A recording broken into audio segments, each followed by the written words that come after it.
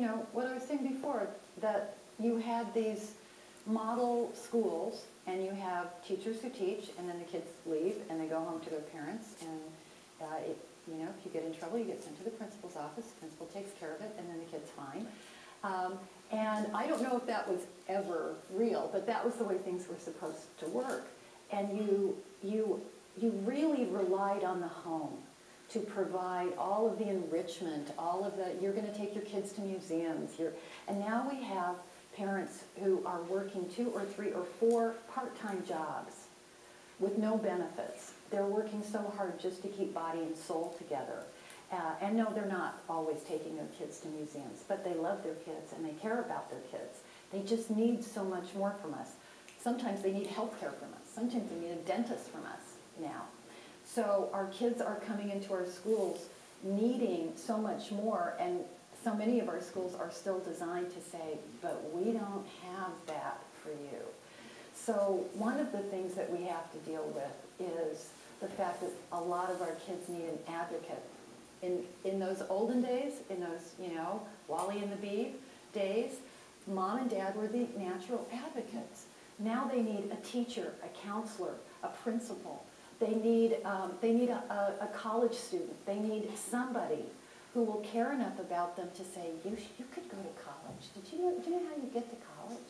Do you know, I can help you with filling out forms. I can help you find out more about. They need mentors. They need one, at least, caring person who knows them personally and can encourage them when they feel down.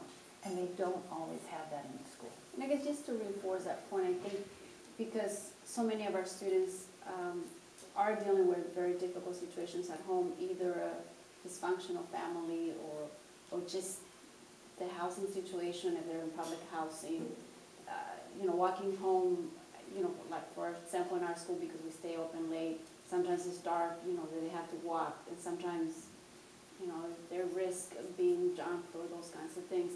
I think it's developing that close relationship with students that matters the most, because then they can come and tell you what something is getting in the way of them not coming to school, or something that it might be getting in the way of them, you know, deciding whether they need to drop out because the situation is such that it's hard for them to get up and you know, be ready to learn. But to me, the two other very important things besides developing the relationship, I think that's key, because at the end of the day, we're still responsible for preparing our students to compete and to be able to have the skills so they can get back. So it does mean holding them accountable to make sure that they're learning what they have to learn, that they're putting the time and effort that it's going to take to be able to complete the homework, to produce the thing, you know, the work that they need to produce.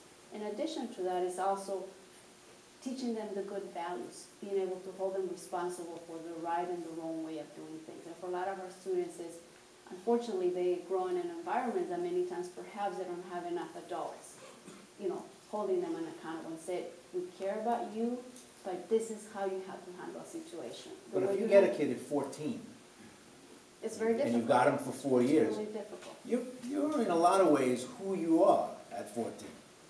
You don't come in the door soft, play, still... We disagree with that. I'm just throwing it out there to get you to disagree. But go ahead, disagree with me. I think that, you know, one of the reasons that I became a teacher and then a principal in the school was that I really believe that education has to be that thing that really shakes up your life and transforms who you are.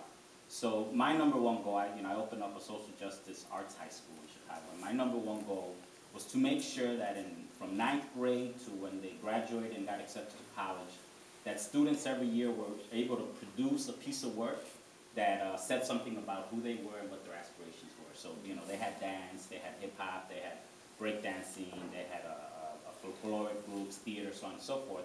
But for me, if our students weren't doing things that really challenged their situation, challenged the notion of what education was, and if we weren't able to really put performances and bring people into our school and really made education be a cultural change in our neighborhood, I didn't want to be a part of it.